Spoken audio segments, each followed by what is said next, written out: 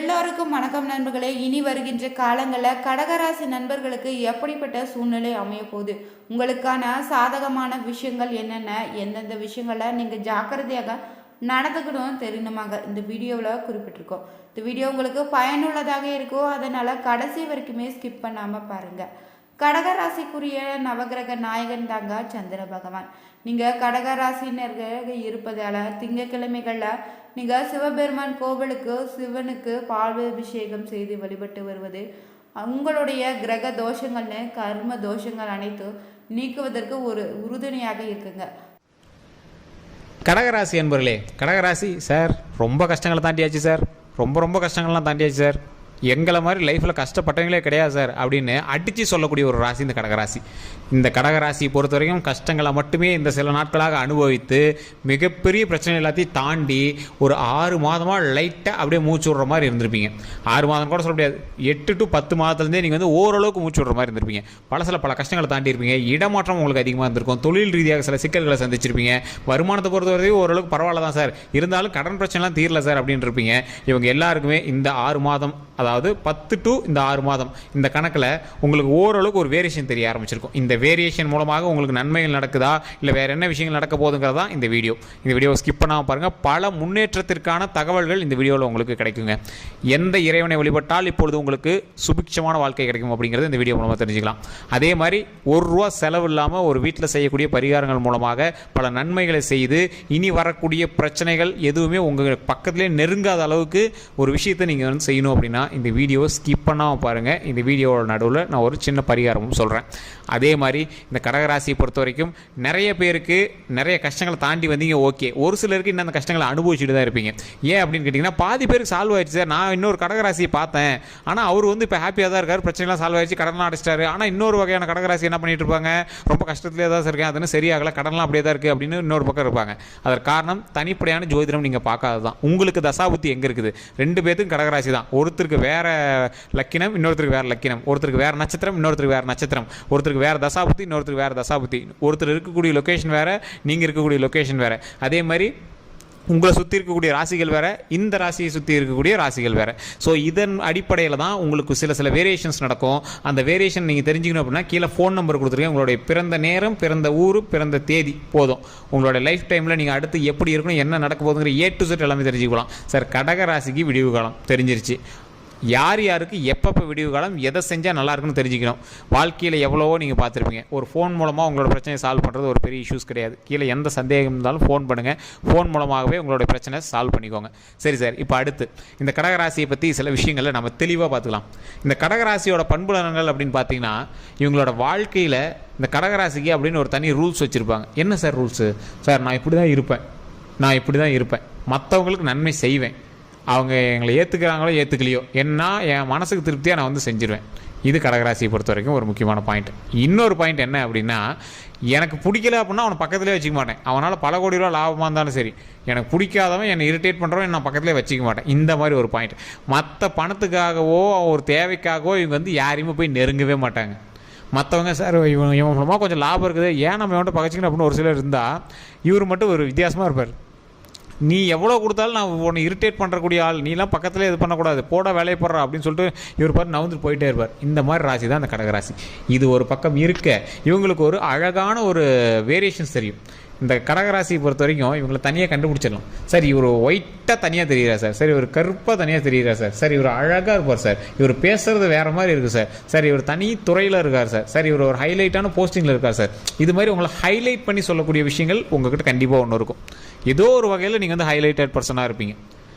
ஒரு இடத்துல ஒரு வீடு இருக்குது அப்படின்னா உங்களுடைய பெயரை சொல்லி தான் அந்த வீடை வந்து மென்ஷன் பண்ணுற அளவுக்கு நீங்கள் வந்து அந்த இடத்துல அந்த ஏரியாவிலே நீங்கள் வந்து கொஞ்சம் ஆளாக இருப்பீங்க. நீங்கள் பெரிய பணக்காரன் கோடீஸ்வரன் அப்படிலாம் சொல்ல வரல. ஏதோ ஒரு வகையில் நீங்கள் வந்து குறிப்பிடத்தக்க ஒரு மனிதராக அந்த ஏரியாவில் நீங்கள் வந்திருப்பீங்க. இதுதான் வந்து இந்த கடகராசியோட ஒரு ஹைலைட் பாயிண்ட் அப்படின்னு சொல்லுவாங்க. இந்த கடகராசியை பொறுத்த வரைக்கும் இத்தனை நாட்கள் பட்ட கஷ்டம்லாம் எப்படி நீங்கள் தாண்டி வந்தீங்கன்னு உங்களுக்கே ஒரு இமேஜின் பண்ணி உட்காந்து யோசிக்கிற அளவுக்கு நீங்கள் கஷ்டங்கள் தாண்டி இருப்பீங்க. நீங்கள் வீட்டில் படுத்துட்டு உட்காந்துட்டு இருக்கும்போது எப்படி நம்மளாம் இவ்வளோ பெரிய கஷ்டத்தானோ, அவ்வளோ பெரிய ஆட்களாக நம்ம அப்படிங்கிற மாதிரி உங்களுக்கே தோண ஆரம்பிக்கும். காரணம் என்ன அப்படின்னா, லைஃப்பில் நீங்கள் பட்ட கஷ்டங்கள் மாதிரி யாருமே பட்டிருக்க மாட்டாங்க. வெட்டி தூக்கிட்டு ஊராக அலைஞ்சிருப்பீங்க, பல கஷ்டங்களை அனுபவிச்சிருப்பீங்க, கடன் மூலமாக பல சிக்கல்களை தாண்டி இருப்பீங்க. அப்படியே மனசில் எப்படா நிம்மதியான தூக்கம் கிடைக்கும், தூங்கவே இல்லையே அப்படிங்கிற அளவுக்கு நீங்கள் ரொம்ப கஷ்டப்பட்டுருப்பீங்க. அது மட்டும் இல்லாமல் உங்களோட லைஃப்பை பொறுத்த வரைக்கும் உங்கள் கூட இருக்கிறவங்களும் உங்களோட சேர்ந்து பல கஷ்டங்களை அனுபவிச்சிருப்பாங்க. இந்த கடகராசியை பொறுத்த வரைக்கும் சில சிக்கல்கள் மூலமாக இன்னும் திருமண தடை கண்டிப்பாக உங்களுக்கு இருந்திருக்கும். அதே மாதிரி குழந்தை இல்லாதவங்களுக்கு குழந்தை பிறக்கிறதுக்கான வாய்ப்புகள் போன 2 வருடங்களுக்கு முன்னாடி உங்களுக்கு இருந்திருக்கும். மறுபடியும் அந்த 2 வருடங்கள் தாண்டி சில மன ரீதியாகவும் உடல் ரீதியாக சில சிக்கல்களை சந்திச்சிருப்பீங்க. தொழில் ரீதியாக உங்களுக்கு ஓரளவு ஹைலைட்டாக இருக்கும். கடனை வந்து ஓரளவுக்கு சால்வ் பண்ணியிருப்பீங்க. இப்போ 0 கடனில் கூட ஒரு சிலர் இருந்திருப்பீங்க. ஒரு சிலர் தான் சொல்கிறேன்.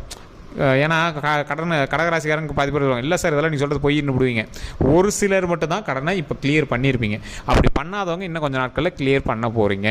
ஏதோ ஒரு லேண்டோ இல்லை ஏதோ ஒரு நகையோ இல்லை ஏதோ ஒன்று எக்ஸ்சேஞ்ச் பண்ணி நீங்கள் வந்து அதை கடனை கொஞ்சம் கிளியர் பண்ணுவீங்க. மன ரீதியாக கிளியராக சந்தோஷமாக இருக்கணும் அப்படிங்கிறதாகவே அந்த கடனை வந்து நீங்கள் கிளியர் பண்ணுறதுக்கு இப்போ வந்து தயாராகிருப்பீங்க. இது ஒரு பக்கம். இன்னொரு பக்கம், சார் கடனை கிளியர் பண்ணுறதுக்கு காசு இல்லை, மன ரீதியாக டென்ஷன், தேவையில்லாத குடும்பத்தில் தகராறுகள், வாய் வார்த்தை கொஞ்சம் அதிகமாக போகுது. இந்த மாதிரி பிரச்சனைகள் தான் இருக்குது. இந்த பிரச்சனைகள் எல்லாமே சால்வ் ஆக போகுது. எந்த பிரச்சனையும் இனிமேல் வராது.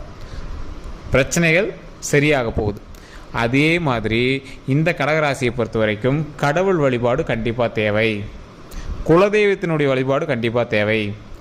இதற்கு முன்னாடி இதே கடகராசி குலதெய்வத்திட்ட போய் வேண்டி சில கஷ்டங்களை சொல்லி அழுதுருப்பீங்க. அதன் பிறகு இப்போது உங்களுக்கு ஒரு விடிவு காலம் லைட்டாக தெரிய ஆரம்பிச்சிருக்கும். அந்த விடிவு காலத்தின் மூலமாக பல நன்மைகளும் ஒரு வெளிச்சமும் பட ஆரம்பிச்சிருக்கும். அந்த வெளிச்சம் எதை நோக்கி படுது? அந்த வெளிச்சம் உங்களினுடைய அடுத்த ஸ்டெப்பு, உங்களுடைய வாழ்க்கையில் அடுத்த ஸ்டெப்பு நோக்கி படுது. இப்போ நீங்கள் என்ன பண்ணோம்? அந்த இருட்டை நினச்சி நீங்கள் உட்காந்துட்டே இருக்கிறீங்கல்ல, இருட்டாக இருக்குதுன்னு கண்ணை மூடி தெரியாமல் நீங்கள் உட்காந்துட்டீங்க. இருட்டாக தான் இருக்க போகுது அப்படின்னு கண்ணை மூடி உட்காந்துட்டீங்க. கண்ணை திறங்க, வெளிச்சம் அடிச்சிட்டு இருக்குது, வெளிச்சம் அடிக்குது, நீங்கள் இன்னும் இருட்டுன்னு நினச்சி கண்ணை மூடிட்டே உட்காந்துட்ருக்கீங்க. ஸோ வெளிச்சம் அடிக்க ஆரம்பிச்சிருச்சு. இதுக்கு மேலே நீங்கள் கண்ணை திறந்து உங்களோட வேலையை ஆரம்பிங்க. திருமணம் நடக்காதவங்களுக்கு திருமணத்துக்கான ஸ்டெப் எடுக்கிறதுக்கான வேலையை ஆரம்பிங்க. இப்போயே உங்களுக்கு ஸ்டெப் எடுத்துகிட்டு இருப்பாங்க. ஏதாவது ஒரு வாய் வார்த்தையோ இல்லை ஏதாவது ஒன்று ரெடி ஆகிட்டு இருக்கும். அதே மாதிரி குழந்தை இல்லாதவங்களுக்கு குழந்தை கிடைக்கிறதுக்கான வாய்ப்புகள் இருக்குது. கடன் பிரச்சனைகள் இருக்கிறவங்களுக்கு கடன் பிரச்சனை தீர்வதற்கான ஒரு முக்கியமான வேலை இருக்குது.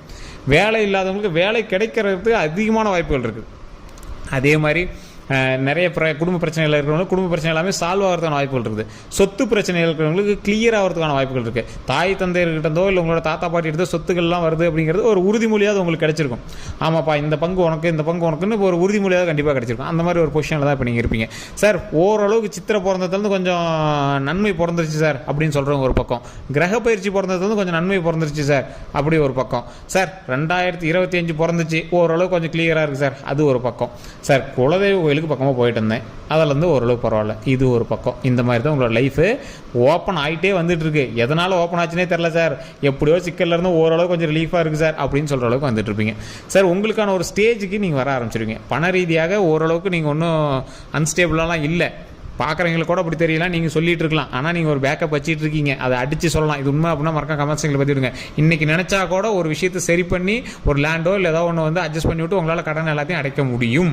ஆனால் கடன் இருந்தால் எடுத்துகிட்டு போதை சரி பண்ணிக்கலாம் அப்படிங்கிற ஒரு மெதப்பில் தான் நீங்கள் வந்திருக்கீங்க. அதுதான் உண்மை. மற்றபடி உங்களுக்கு ஒரு பெரிய இஷ்யூஸ்லாம் எதுவுமே கிடையாது. கடனை ஈஸியாக அடைச்சிடலாம். இருந்தாலும் அதுவும் ஒரு உறுத்தலாக தான் உங்கள் மைண்டில் இருந்துகிட்ருக்கு. அந்த கடன் பிரச்சனையும் சரியாகும். உடல் ரீதியாக எந்த ஒரு விஷயங்கள் இருந்தாலும் உடனே ஜாதகத்தை பார்த்து வெயிட் பண்ணிட்டு கூடாது, உடனே டாக்டர் பார்த்தணும். இது வந்து டிஸ்கிரிப்ஷனாகவே நம்ம வந்து சொல்லிடுறோம். அதே மாதிரி இந்த ராசியினர் பொறுத்த வரைக்கும், இந்த கடகராசியை பொறுத்த வரைக்கும், இந்த கடகராசியோடு இருக்கக்கூடிய ராசிகளை பொறுத்து இவங்களோட ராசியும் கொஞ்சம் வேலை செய்யும்.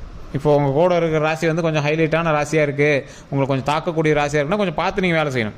அதே மாதிரி பக்கத்தில் இருக்கிற ராசிக்கு ஓரளவு டம்மியாக இருக்குது அப்படின்னா உங்கள் ராசியின் மூலமாக அவங்களுடைய பிரச்சனைகளும் தீரும். இப்போ உங்கள் ஃபேமிலியில் இருக்காங்க, இப்போ நீங்கள் கடன் அடிச்சிட்டா அவங்களும் கடன் அடைஞ்ச மாதிரி தானே. ஸோ அந்த மாதிரி நீங்கள் ஸ்டெப் எடுக்கிறத பொறுத்து அந்த ஸ்டெப்பும் வந்து சரியாகும். அதே மாதிரி உடல் ரீதியாக உங்களோட டயட் கொஞ்சம் கரெக்டாக மெயின்டைன் பண்ணுங்கள். பிரச்சனைகள் இல்லாமல் வாழ்க்கையை வாழ்கிறதுக்கான வழியை பாருங்கள். தேவையில்லாத வம்பு வழக்கல், வாகனம் ஓட்டுறேன், புதுசாக கற்றுக்கிறேன், எங்கேயாவது ஓட்டுறேன், அது இதுலாம் கொஞ்சம் ட்ரை பண்ணாதீங்க. கொஞ்சம் அமைதியாக இருங்க. அதே மாதிரி சின்ன சின்ன ஃபங்க்ஷன்ஸ்லாம் நடக்கிறதுக்கான வாய்ப்புகள் இருக்குது. காது குத்துறது, வீடு கட்டுறது, ஏதாவது ஒரு புதுசாக ஒரு லேண்டு வாங்குறது, கார் வாங்குறது, இந்த மாதிரி ஏதோ ஒன்று புதுசாக ரெடி பண்ணுறதுக்கான வாய்ப்புகள் அதிகமாகவே இருக்குது. பிரச்சனை சால்வ் ஆகிறதுக்கான வாய்ப்புகள், சந்தோஷத்துக்கான வாய்ப்புகள், ஸோ இதெல்லாம் வந்து உங்களோட லைஃப்பில் அதிகமாக இருக்கும். குடும்பத்தோட சப்போர்ட் அதிகமாக கிடைக்குமா அப்படிங்கிறது ஓரளவுக்கு 50-50 இருக்கும். குடும்பத்தோட சப்போர்ட் இல்லாமல் உங்களோட லைஃப்பில் நீங்கள் வந்து அந்த பிரச்சனையை சரி பண்ண போகிறீங்க.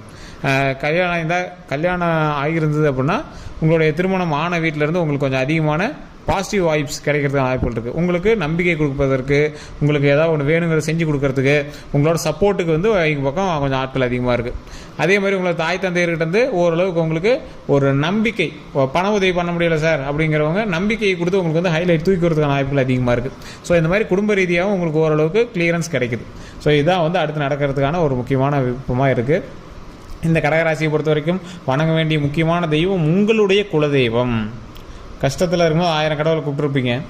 அந்த கடவுளை கும்பிட்றதுக்கு முன்னாடி உங்களோட குலதெய்வத்தையும் நீங்கள் கும்பிட்டுருப்பீங்க. இப்போ நீங்கள் ஓரளவுக்கு கொஞ்சம் கொஞ்சமாக கிளியர் ஆகிட்டே வருது அந்த கஷ்டங்கள் எல்லாமே. அப்போவும் நீங்கள் ஃபஸ்ட்டு வணங்க வேண்டிய தெய்வம் உங்களோட குலதெய்வம் தான். அதற்கு பிறகு உங்களோட இஷ்ட தெய்வங்கள் அத்தனையும் நீங்கள் வந்து வணங்கலாம். இதன் மூலமாக பல நன்மைகள் இனி உங்களுக்கு கிடைக்கிறதுக்கான வாய்ப்புகள் இருக்குது. அந்த நன்மைகள் மூலமாக நமக்கு பல நல்ல விஷயங்கள் நமக்கு நடக்கிறதுக்கான வாய்ப்புகள் இருக்குது. ஸோ அதனால் கவலைப்படாமல் இனி செய்யக்கூடிய ஒவ்வொரு விஷயமும் இறைவனை வழிபடும் ஒரு விஷயமாக இருக்க வேண்டும். அதே மாதிரி நன்மை நடக்கும்போது அப்படின்னா ரொம்ப ஆடக்கூடாது. ரொம்ப பொறுமையாக ஸ்டெப் எடுத்து வைக்கணும். எந்த ஒரு விஷயம் வந்தாலும் ஆடம்பரம் கூடாது. அத்தியாவசியத்துக்கு மட்டும் செலவு செய்யணும். ஏன்னா ஏற்கனவே உங்களுக்கு ஆட்டம் கட்டி விட்டுருச்சு. அதுக்கப்புறம் தான் இப்போ தான் திருந்தி வந்திருக்கீங்க. ஸோ இதுக்கு மேலே பார்த்து தான் எது பண்ணாலும் பண்ணணும்.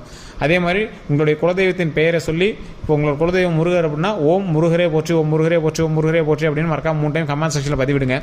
உங்களுடைய பிறந்த நேரம், பிறந்த ஊர், பிறந்த தேதி இருந்தது அப்படின்னா கீழே ஃபோன் நம்பர் இருக்குது. ஜஸ்ட் ஃபோன் பண்ணி நீங்கள் சொல்லி ஃபோன் மூலமாகவே A to Z அடுத்து உங்களுக்கு என்ன நடக்குமோ அது எல்லாமே தெரிஞ்சுக்கலாம்.